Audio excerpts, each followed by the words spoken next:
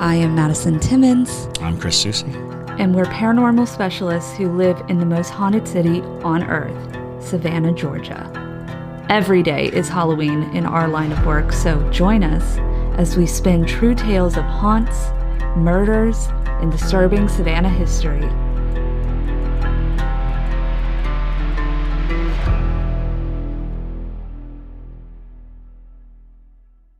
I'm Madison. I'm Chris. And welcome to the most haunted city on earth. Hello, and welcome back to another episode of The Most Haunted City on Earth. My name is Madison Timmons. I'm Chris Susi. And JT is off in the technology. He doesn't have a microphone today. So we'll say his dad jokes for him. He can just tell them to us. We can't keep up with that pace. Yeah, sorry. His brain moves too quickly for us. But you might notice we have more people here at our little seance table today. Woohoo!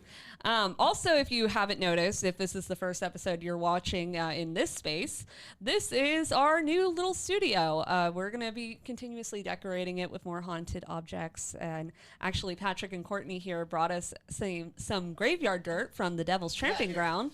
Ooh. Please throw it gently. 3, 2, 1. Oh, God. I am not very coordinated. I'm going to pull it out of its little packaging. But yes, they brought us some treats, some spooky treats. So we have a shovel. And lay dirt. Courtney actually harvested this herself. So very, very fun.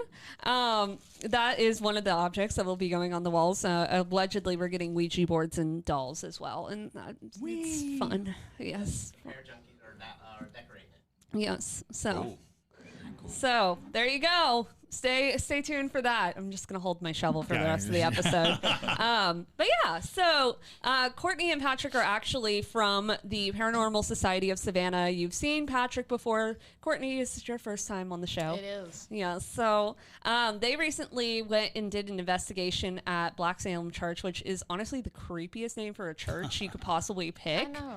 I'm like, doesn't that seem like against the rules? I don't know. I was thinking the same thing. We pulled up and looked it up. I'm like, this is not right. they asked for the hauntings and stuff. Uh-huh. Absolutely. Yeah. Also, y'all just went to the Lizard Man convention in Bishopville, South Carolina. Very nice. There you go. All right. Well, before we get into today's episode, we'll talk a little bit about those experiences as well. But this is going to be another installment in our Hulaween series. Hulaween. Hulaween. Yeah, we've rehearsed. Tradition. It's become a tradition. We've rehearsed it. So, That's cool. It's very organic, actually. yes, it really wasn't planned for the first episode that we filmed, and then all of a sudden it happened. So it's here now. But anyway, so for that particular topic, we're going to be talking about Judd Trail and Jackass Ginger Pond, which is basically considered the second Morgan's Corner. So if you haven't listened to Morgan's Corner, that episode, go listen to that first and then come back, because they say this is like the baby sibling of Morgan's Corner. Morgan's Corner 2 Junior. So, the sequel. The sequel. So before we get into that, tell us about your investigation. What brought you out there? So we were going for the Lizard Man Festival. We've always wanted to go. And so anytime we go to an event like that, we're always looking for places nearby that's supposedly haunted. So Courtney is our little, fact checker and nice. Getting on there and trying to find the most creepiest and the most haunted place around. And she found that church, and I was like, let's go for it. So as soon as Lizard Man was over, we went back to our hotel rooms, freshened up, and headed right back out. Very nice. It was fun. So what's like the main haunting with that church? So you got 3 supposedly haunted, spirits that roam. You got a 8-year-old boy who is said to be at the very front gate. You can see him crying. You can also hear him. It's also, you got the Southern Belle, who's at the back of the graveyard. No one really knows exactly she's just a lady. Sure. Just all they say. Can't really say nothing about her. But she is also known to cry, and she talks. She's very talkative. We didn't capture her this time, but we also heard that the priest of the very first church that was originally there also haunts the cemetery because his family was killed off by the plague. Oof. Oh. So he's the last standing alive, and apparently he resorted to rituals and went against God. So he was, yeah, that's the It's story very on that well kept up too. Really? It is. Yeah, It's very well. pretty. The cemetery itself, when you first walk in through the gate, we've got a couple videos I think we've posted. That as soon as you come through the gate, it's very eerie. Even though it's so manicured, it's a weird feeling you get the further you walk back. It's like you're walking back in time. Wow. Yeah, and one of the we were doing little EVP sessions, and we had one of the cat balls with us, and we asked it, if there's anything here, can you? And it went off, and just to make sure that Courtney didn't move or whatnot, she tapped the I'll sit on the a bench. yeah, the concrete bench, and it didn't go. So we made note of that, like, hey. And then she asked, was that you that did it? And the REM pod went off. So, and then, for a while, we were getting great stuff for 5-10 minutes, and then it just quit. Wow. Just quit. Kid ghosts love the cat balls. It's the best. Yeah. It's the best thing for them. I swear. Because Better it's a than toy. It's recognizable. Yeah. Especially in older. The Boo Bears Yeah. are really good too. the Boo Bears freak me out. I don't know. Tell I me just about it. The ones that speak. Oh No. God. And the Boo Bears only go back a certain distance in time because the regularity of stuffed animals and things like that is like, where does it fall? But a ball is, Right. has been around forever. There've been balls, that children played with for a long time. So as a toy, when you start thinking of like objects that can relate to children, and you think about, is it past 100 years? Is it past 200 years? Am I looking at like a colonial era, ghost? What can I say that makes sense to them? Instead of just Right. like a box of Right. whatever electronic device you got on the table. Here's a ball. Here's Literally. a tin soldier. Here's Oh yeah, I never even thought about that. A soldier. Tin shoulder, yeah. Now, we couldn't stay after dark because there are signs everywhere that says, can't be here after dark, we will prosecute. So, sometimes we're kind of like, okay, well, we'll stay until it kind of gets dark or whatever, but there's cameras everywhere. Well, and that tells you a lot right there. Right. Because my guess is they had to do that because Exactly. In fact, it got vandalized. So Right, come to find exactly. out, it got like badly vandalized about 2017. It was awful. So after that, they kind of got really into the. I'm sure. yeah, watching over absolutely, it. and that tells you that the stories were compelling enough for people to go out there. But people don't generally have a lot of respect for the property. They show up and they're like, I'm going to get a piece of a gravestone from a haunted cemetery. Right. That's actually what happened at Colonial Park Cemetery. The reason why we lock it at 8 p.m. is because of just mass vandalism. The 80s were so full of people breaking in, and there are stories of like people like literally pulling bones out of those crypts and stuff. And That's it's a great way to get haunted. it's a great way to get Yeah, haunted. it's a really good way. Well, and the for those of you who go to Colonial Park Cemetery, there are these things that kind of look like rooftops, and they are. They are rooftops because it actually goes down in the ground. There, as late as the 80s, I think you could actually walk down into them, but they filled them up. they were like, no more of that. We don't want people to just kind of have access to these. Yeah, and that's cool. And so we kind of sent a letter. Next time we go next year, we're asking permission if we can go after dark. Right. We carry insurance as well, just That's in great. case. That's so smart.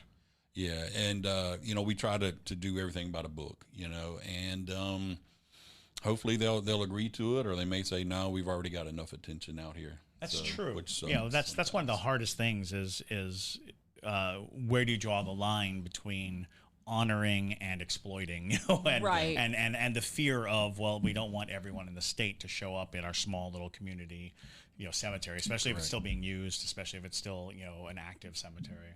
The cemetery is, and the funny thing is, the church, we went by like around 10 a.m. when we were leaving, just to kind of get a few more pictures and whatnot. And there was no service. So They there's don't no have active services there. yeah, there's no active service, Sure. but you know, we respected it. We came, took some photos, and just came back to Savannah. So, Sure. Interesting. Sure, but sure, the sure. Lizard Man is the main reason why we went. You know, I had an experience. Oh. You know, Ooh, like a lizard man yeah, experience. this was like 87, 88. I was like 15 years old, and I grew up in Georgetown, and there was nothing to do back then. It was not like it is now.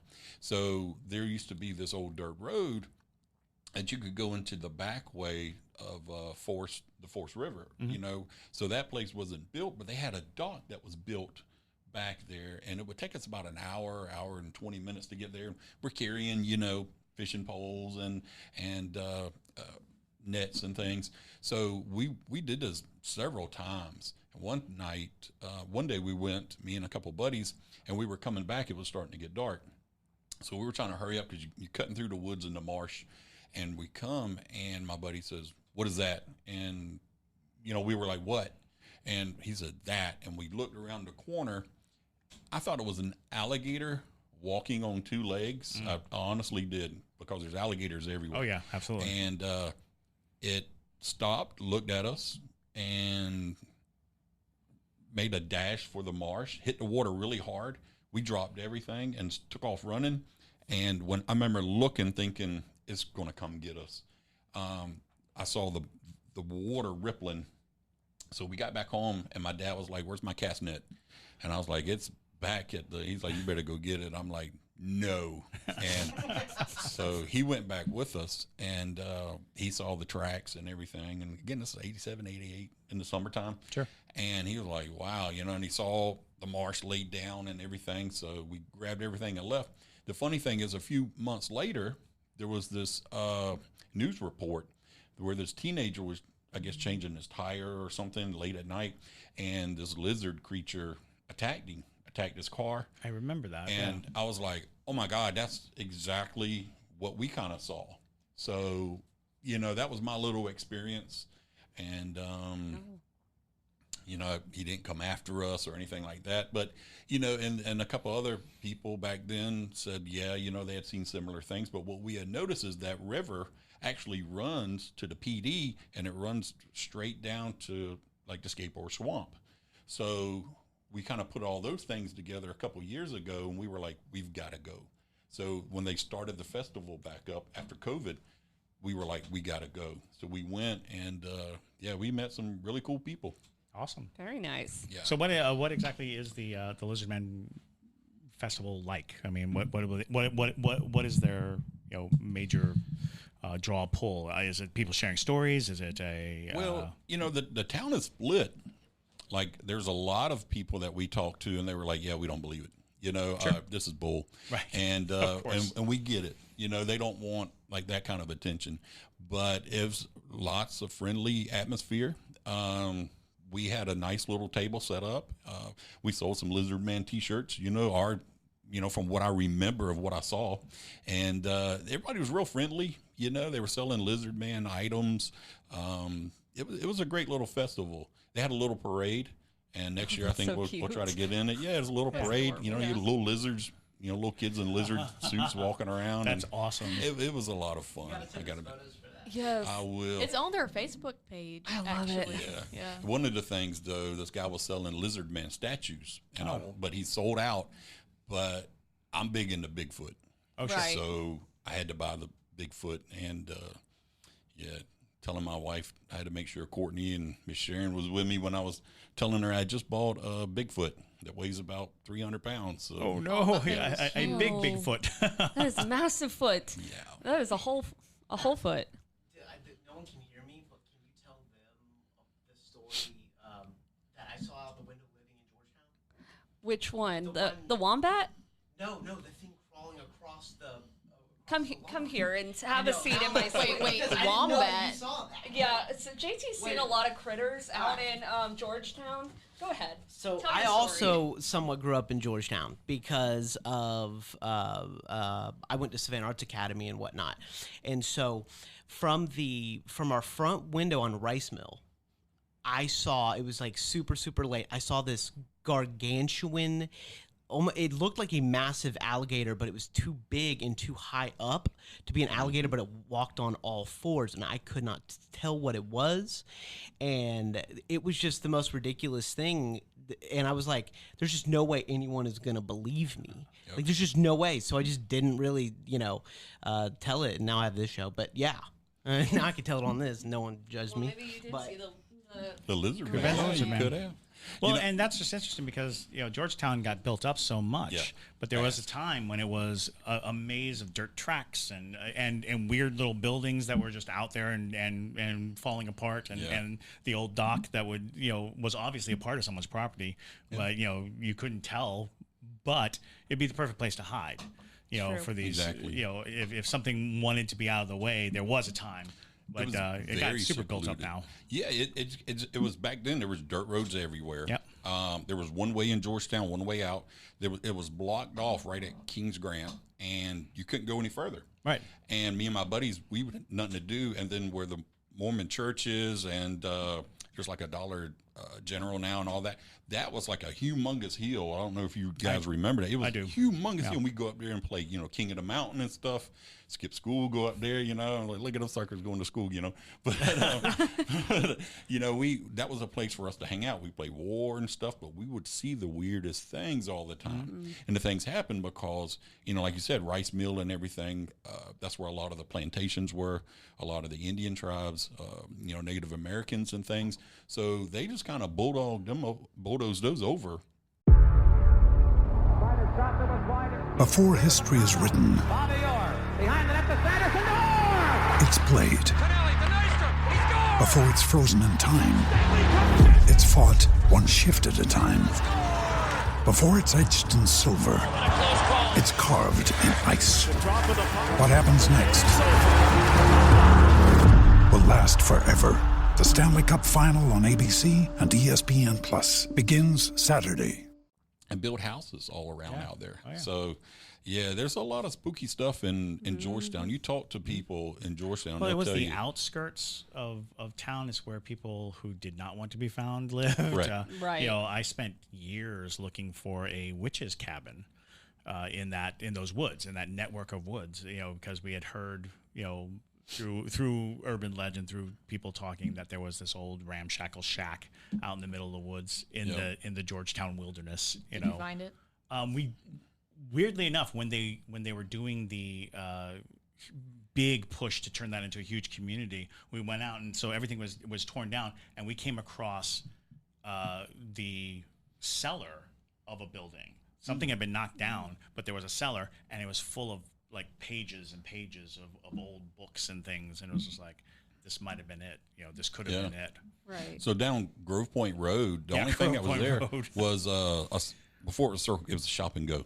Yeah. And that was the only place to go, and we would ride our bikes way down there and sneak in sometimes, Grove Point, and then the caretaker would always chase us off and stuff. But there was the weirdest thing. Me and a couple buddies that's on the team, we used to go shrooming and stuff, and he would come out there, and he actually shot my buddy in the butt with rock salt, Brian. And Brian tells the story all the time. Yeah, he will shoot you. Yeah. But his son, when he would get in trouble, he was a buddy of ours, would make him go out there and dig holes. And we were like, why does he make you do that? And he said he thinks Blackbeard's treasure is buried out here somewhere. I'd heard. So he was digging holes everywhere because he was always in trouble. And when we got older, about 3-4 years ago, we got access in there. We talked to 4 somebody years at ago. Great Dane, and they were like absolutely like the caretakers. So we were able to investigate. Courtney's got That was a my really first good story. One of the first major ones with you guys when I joined the team. Yeah, she's got a great story about Grove Point Plantation. If you guys ever Grove get Point. access, I've been out there many times. So Yeah. yes, that's an episode all of its own. Yeah. You and Absolutely. we can do that. Yeah. Well, we're going to go ahead and dive on into old Judge Trail.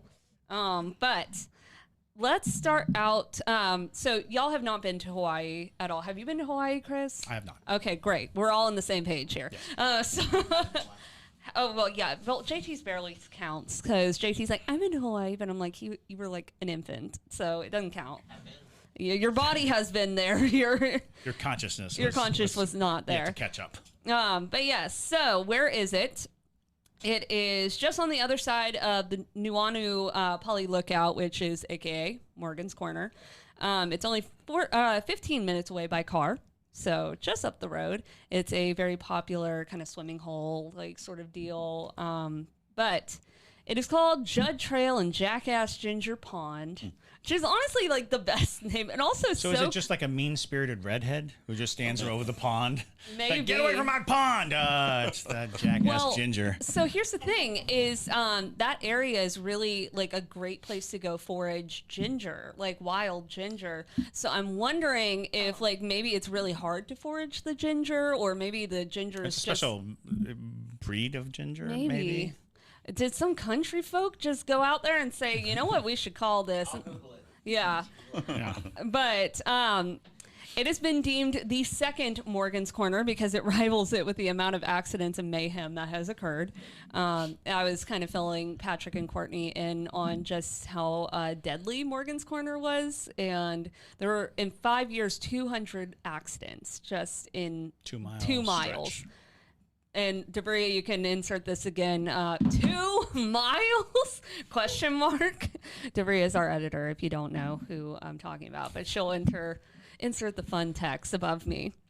So, what really makes this deadly is what they call the death curve. And same way with Morgan's Corner. Maybe they should just stop making roads to this area. Right. But it is. As the use of automobiles kind of became more common, so did the tendency for speeding, resulting in a lot of auto crashes. And Hawaii's many winding roads kind of became hazardous to drivers who weren't paying attention. And that included the road that ran through Nuuanu up to Pali. Now, in the 1920s, improvements were made to that road. The road was widened to help ease some of the sharp curves, same way that they did with Morgan's Corner, of course, but doesn't make it any less dangerous. Still on a windy road. Very, very windy. And today at the fork of Nuuanu Poly Drive, if you veer left, you'll be on Old Poly Road and continue about a half a mile, and the road ends at a fence and a gate. The road was closed here, and traffic was diverted to protect the area from Nuuanu reservoirs 2 and 3. Following Nuuanu Poly Road to the right of the fork, the road takes a more meandering track as it now seemed to follow the topography and the path of the Nuuanu stream. So everything is kind of based around the nature. They're like, oh, look how scenic and pretty it is. Doesn't matter how horrifyingly dangerous. To twist a road around just to keep from, interrupting. Exactly. Or you could just leave it alone. Right. Yeah. But yes, so the winding road in Nuuanu, once used by horses and carriages, became a deadly turn that injured countless numbers of unwary motorists and claimed numerous lives. Just above the hairpin curve at the Lily Pond and waterfall, again, maneuvering around all the pretty sights, I'm like, just hike to it. Yeah. I think that may be a better choice.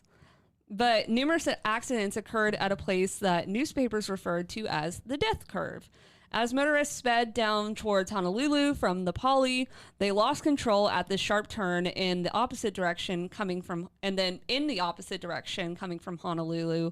Drivers would slow down as they drove through the twists and turns after the country road, club road, and then coming out of the hairpin turn and seeing a short straightaway, they'd step on the gas. In either case, bad brakes or failure to slow down, poor lighting in the area, cars crossing into the center of the road from the opposite direction. There were so many reasons as to why people were wrecking. And a lot of these resulted in death because you're in a mountain. So, of course, if you're wrecking on a small road in the mountains, it's very likely you're not going to make it through that. When their cars careened out of control, they'd often either hit a tree or roll off the road into a 20 to 50 foot drop. It's brutal. Yikes. It's brutal. In 1931, the city began work to remove the death curve by Reservoir Number 2, and the reservoir is commonly known today as Ginger Pond or Jackass Ginger. And the newspaper reported that the sharp corner just above the horseshoe curve was being trimmed about 15 feet to provide a wider turn. The entire road improvement was the result of intense flooding, not the deaths, but the flooding during a November rainstorm the year before, and they needed to widen the spillway and divert floodwaters into the Nuuanu stream. Construction of a bridge for traffic to go over the spillway was included in the project. And driving up the Nuuanu Poly Drive, and after coming out of the S-turn, passing the Ilanawai, again, throughout this whole series, excuse my intense butchering of the Hawaiian terms.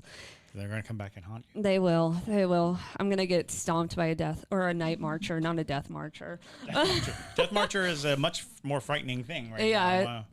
But the condos on the right, and then Hiwa Place on the left of the road bends a little to the left, and you can come to a short concrete bridge. So on the left of the bridge is reservoir number 2. The spillway, in case of flooding, runs under the bridge. And just before the bridge is a shoulder area for parking and clearing that leads to a hiking path. So if you still want to go see all those pretty sights, you can hike to it. Right.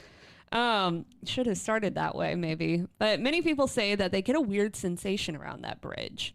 And at the start of the trail, they feel sick or even panicked. And the sharp death curve that claims so many lives and the new spillway created after trimming the road is now the start of a hiking area popular with residents and visitors alike, but it's also the beginning of the Judd Trail. So, death at the bridge. Fun times.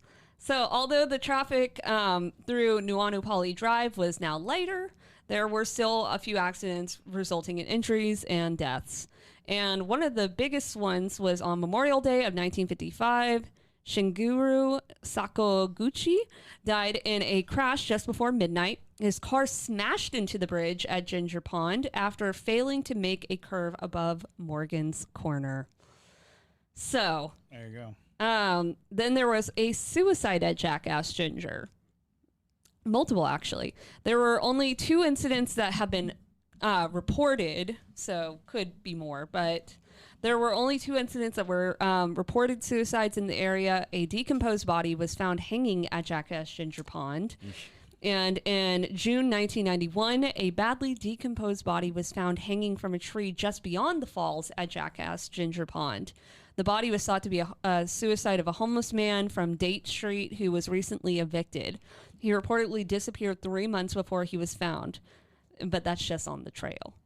Now, murder at Judd Trail Bridge, there's murder, too. It just gets worse. It does. yeah. It just gets Wow. worse. Like, oh, by the way, Why not? in case you thought that we're going to stop there. Exactly. So on September 13th, 1986, the body of 26-year-old Clayton D. Toshi was found hanging from the bridge located along Lower Nuuanu Poly Drive near Jackass Ginger Pond.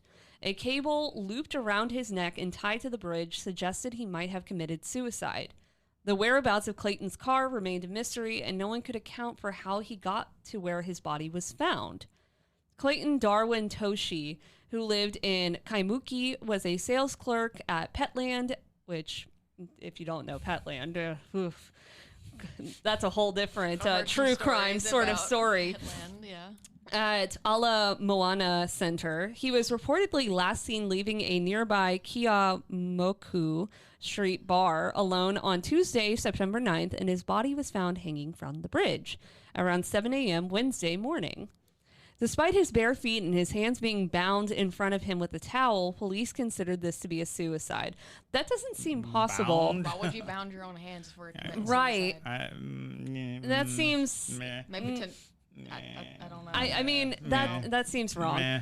Yeah. So a notice was put in the newspaper that the police were looking for Clayton's car, a 1982 Plymouth Sapporo 2-door sedan. And the car was silver with a black roof, hood, and trunk, and highly polished, they said. On Saturday, Clayton's car was found. Airport parking attendants making routine checks for overdue rentals and abandoned cars had logged Clayton's car as being parked before 5 a.m. Wednesday. That just screams murder at that point. It Who literally... used the airport? Come on now. Well, yeah. Well, so, and the thing is his body was found at 7 a.m. on Wednesday, but his car was found... At 5. Yeah, that doesn't... Nope, doesn't jive. That's not tracking. Anyways, they notified police that the car matched the description published in yesterday's Advertiser. Detectives said that Clayton's wallet was in the car, but his keys and other objects were missing. heightening suspicions of foul play. Another request by the police was printed in the newspaper asking for any information on when the car could have pulled into the airport and parked. And on Tuesday, September 16th, 1 week after his death, police classified Clayton Toshi's hanging as probable homicide. Nearly 2 months later, on November 11, 1986, police released a sketch of a man who may have been involved in the murder of Clayton Toshi. Police said that Clayton was last seen by an acquaintance between 1 and 2 a.m. on September 10th, when Clayton and an unidentified Caucasian-looking man were seen entering Clayton's car. That's not enough detail. We're going to need a little bit more information. It was parked at the Kalakaua Avenue, on Kalakaua Avenue, near Queen's Surf. The man was described as being in his late 20s to early 30s, about 5 feet 10 inches, has a medium build, light-colored hair, and a fair complexion. He was wearing blue jeans and a light-colored long-sleeve shirt. Nothing more was heard about Clayton Toshi except for a January 2nd, 1987 recap on the 22 unsolved killings on Oahu during 1986.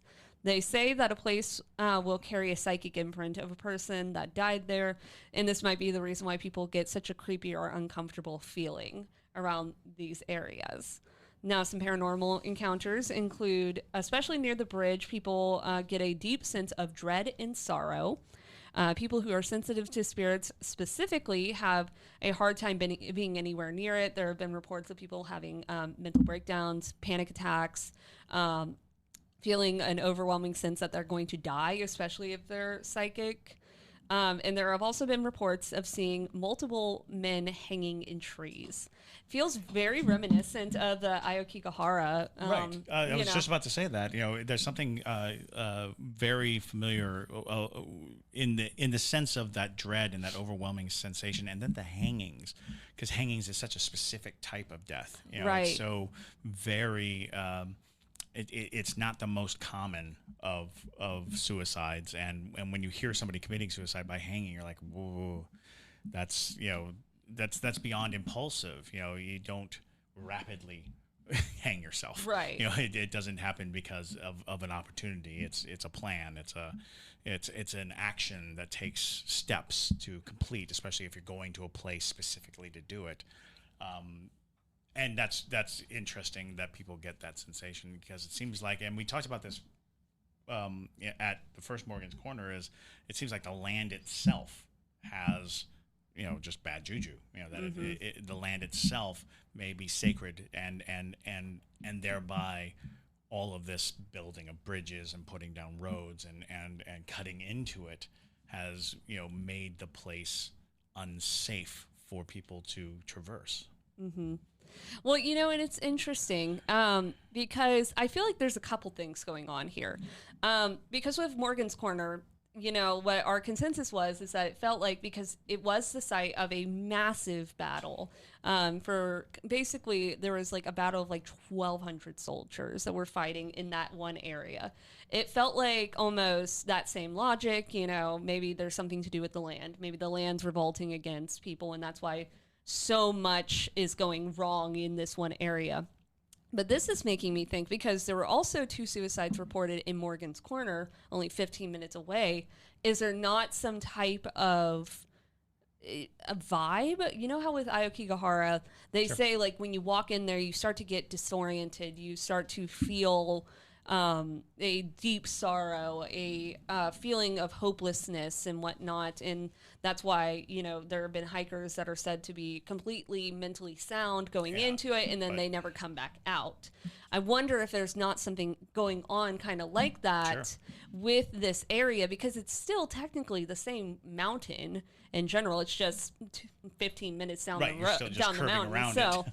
So I wonder if maybe that's also some sort of sign with the land spirits that are just being punishing. I don't know. That's so. Well, there's even the concept of like ley lines, and just that energy that pulses through an area that is the governing force of the area that leads to people committing atrocities or doing away with themselves. So it's an interesting concept that this little stretch of road, it's the same road, The Morgan's Corner was a road of just tumult and murder and mayhem.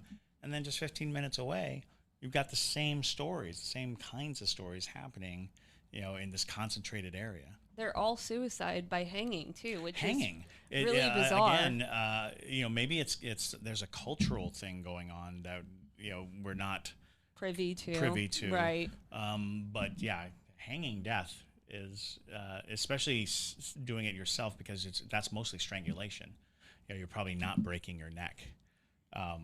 You're probably Slow death. Yeah, Exactly. it's a painful death. It's and with that kind of suffering, when somebody suffers, especially at the moment of their death, that suffering absolutely bleeds into the environment.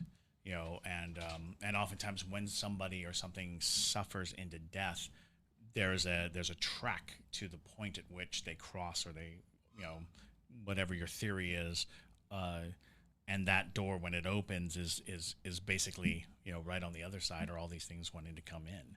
It's Right. like you're on your way out.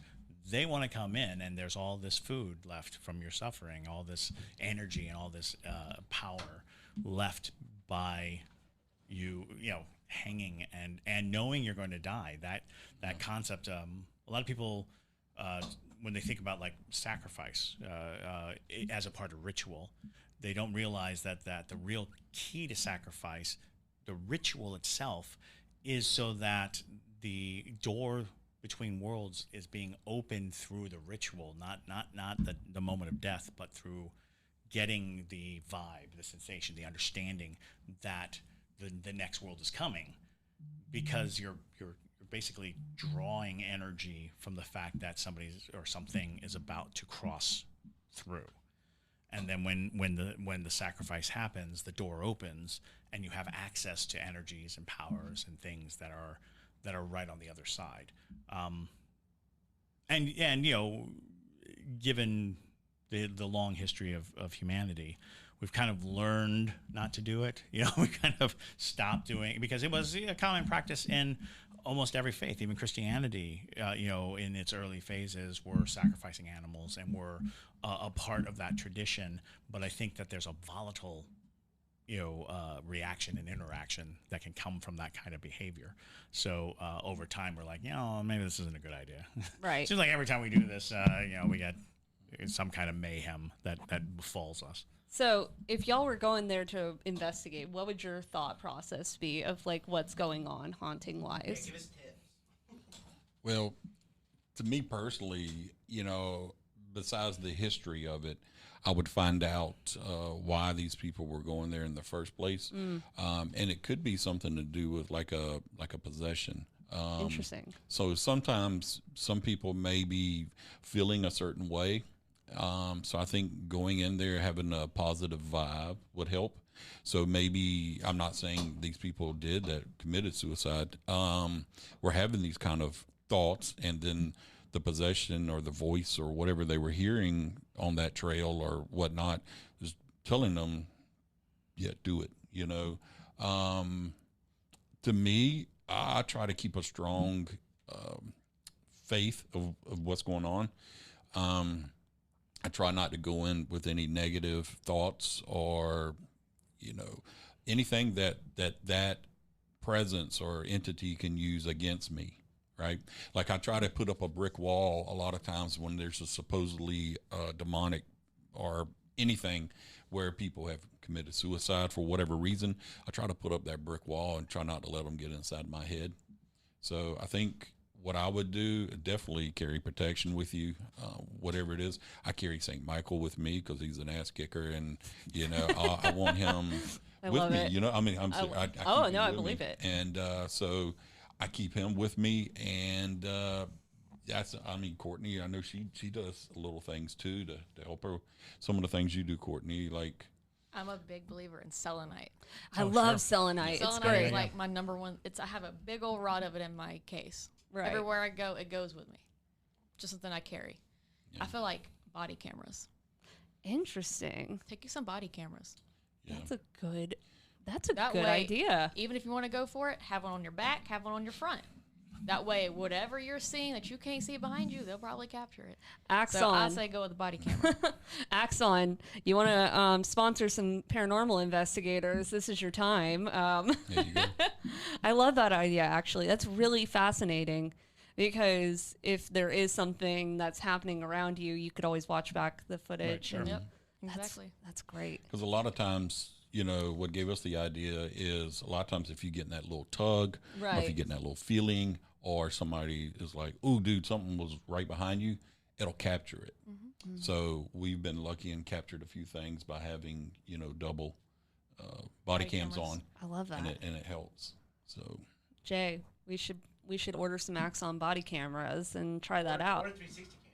Oh, that's Or true. 360 cam. That's There you true. go. Yeah, we used to have a 360 camera, and that would be crazy to have that set up and just see what happens. But yeah, I mean, I completely agree with you that like going into a place like that, it's very possible that people are getting swayed or things of that nature. Because we were talking about that with Morgan's Corner Part 1.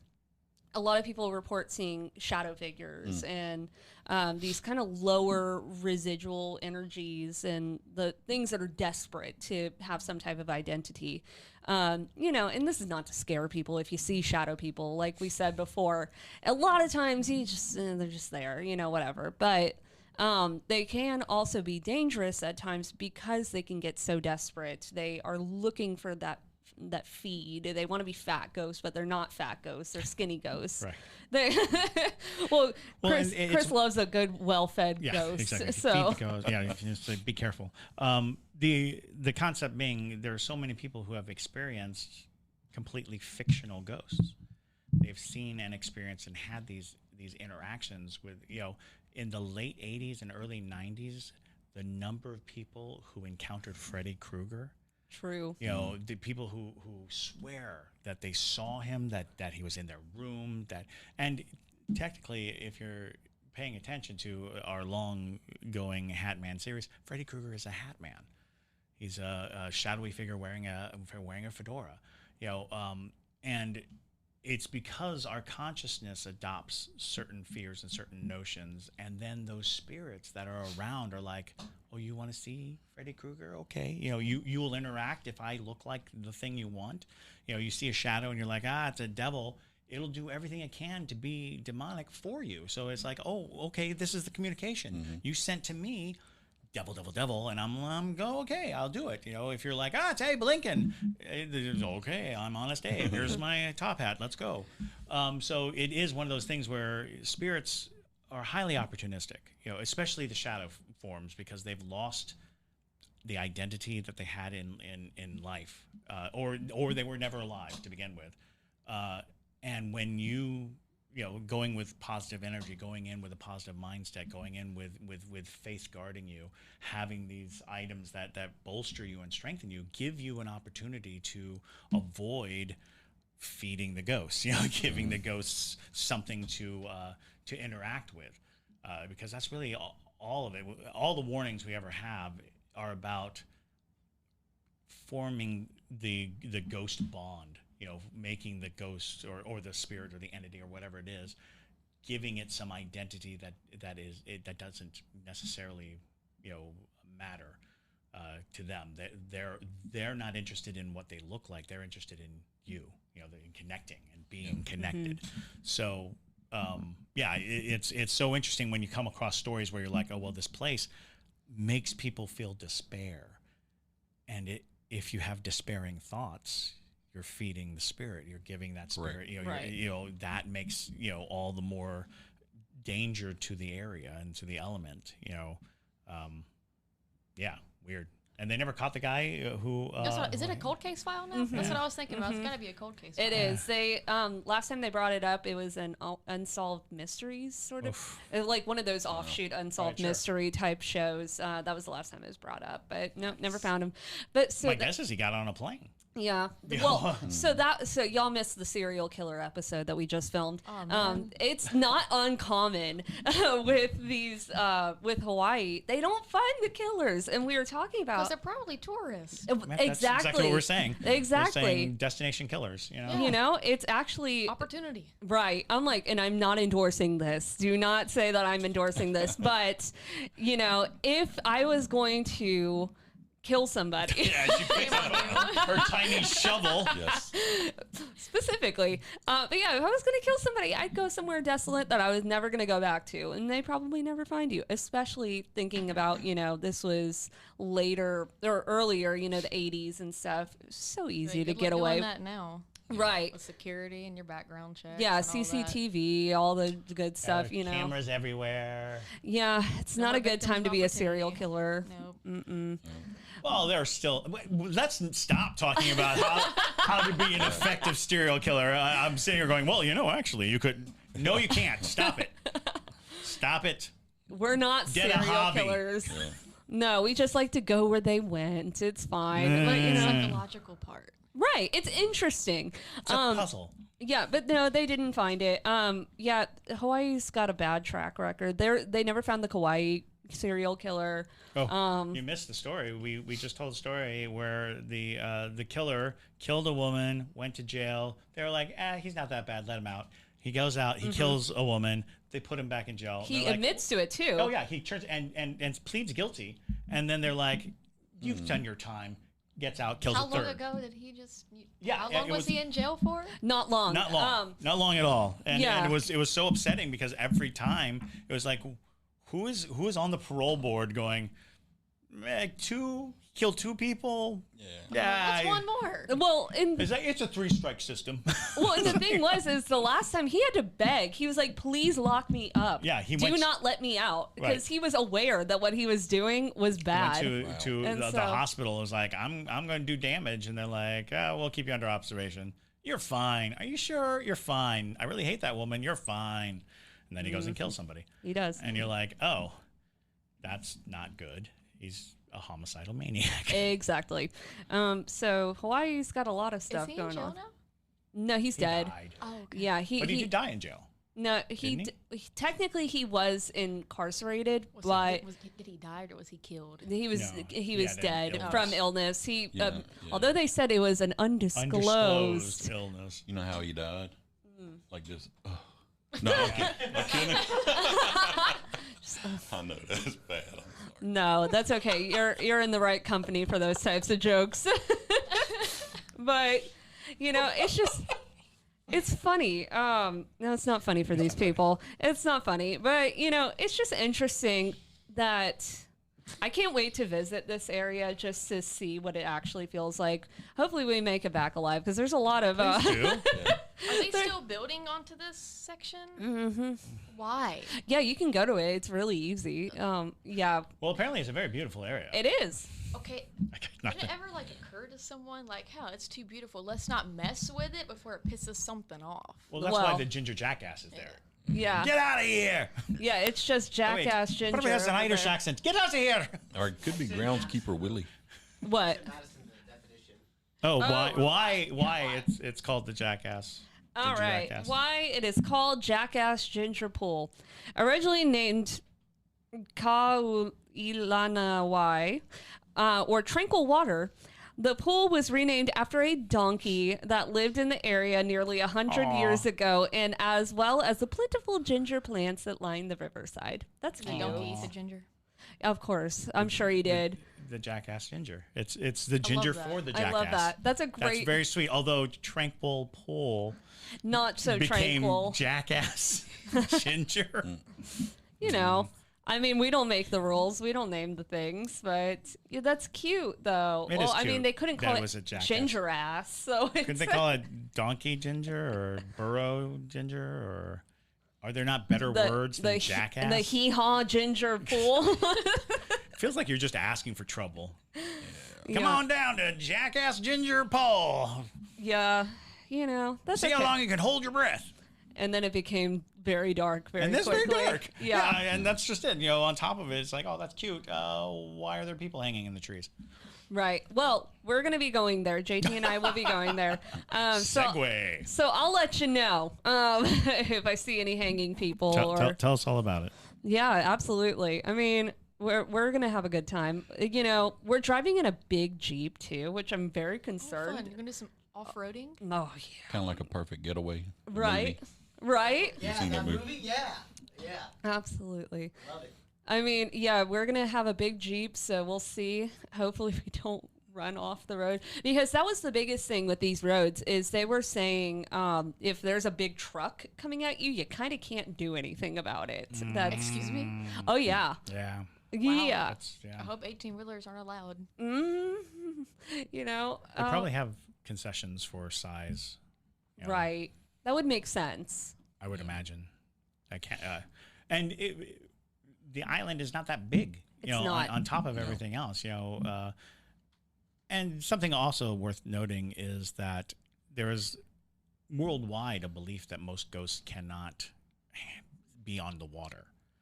That and a lot of people believe that, you know, even moats were early deterrents for ghosts that can't cross over. Some people believe that the haint blue color That's is right. supposed to be like a water barrier, the idea of it. So islands, especially islands that are isolated in a vast amount of ocean, are magnets for every spirit that had died at sea. You know, they come ashore, with the exception of ghost ships. You know, those interesting anomalies, which are also hyper powered because they are keeping the spirits off of the water.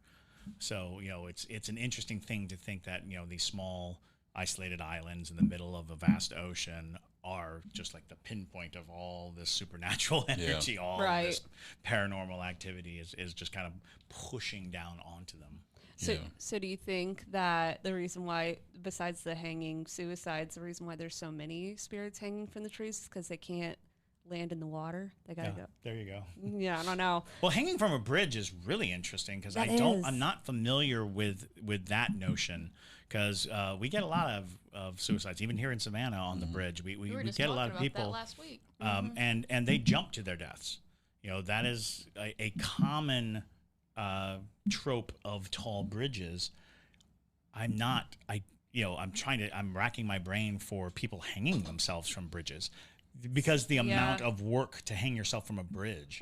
That's hard. Yeah, it's hard to even imagine Yeah. going through the trouble of that. You'd have to like rig it, I guess, underneath the Right. bridge and then climb back up. And then throw yourself. Exactly. That seems seems like a Or lot of choke, work. you know, Yeah. doing the choke, Right. which again is heartbreaking in a lot of ways to think of somebody being in that much turmoil that they will face that much pain. right. You know. Well, and I think a lot of times they're by themselves. Of course. So again, you guys are traveling together. Just kind of look for little things. Yeah, pay attention to each other too. He's getting really irritable, or she's, you know, not as happy as, you know, just little things, and you can tell, you know. So when we're on investigations, we can tell, like, hey, you okay? You know, because you get a certain look sometimes, you know, or they're getting aggravated or roll their eyes, and typically, you know, we joke around a lot, so we always try to pull each other over and go, hey, you know, let's go outside and get some air or something, you know, because you can tell when somebody is not getting a possession, but they're getting irritated because there's something, and 9 times out of 10 they'll tell you, hey, I saw something, or, you know, that wasn't right. So yeah, you know, just kind of keep an eye on each other. That's the one thing. You know, we never investigate alone. You know, It's not a good idea. It's no, not. because again, some could tell you, hey, why don't you jump off this cliff or something, and I don't know, you know, it plays with your mind. Yeah. Never know. It's true. Yeah, we'll be there. I'm the most susceptible of anything to ghost hangovers. That's I was for gonna say, real. Those The are ghost terrible. We call them paranormal hangovers. Yep, Yeah. we hate them. Yeah, after Washington, Georgia, after the Estes methods, I was like, I might die. That was a pretty insane night. That was a lot. But yeah, so we'll keep y'all updated on how it goes, and we'll especially keep y'all updated Yeah, cool. with how it is. But thank you guys so much for listening to today's episode, and thank you to Courtney and Patrick for joining us today and telling us about their experiences and giving us their 2 cents on the Morgan's Corner 2, which is super fun. But hopefully you enjoy the rest of Hulaween. JT and I will be in Hawaii, so if you obviously you have caught on with that. But yeah, if you want to actually see these locations, we're going to be live streaming for the Parajunkies over on Patreon, at Morgan's Corner, at Jackass Ginger Pond, all that jazz. So if you want to see that, go ahead and hop on over to Patreon so you can get access to all that. And of course, with all the other fun things you get. So with that, though, my name is Madison Timmons. I'm Chris Soucy. And stay spooky, y'all.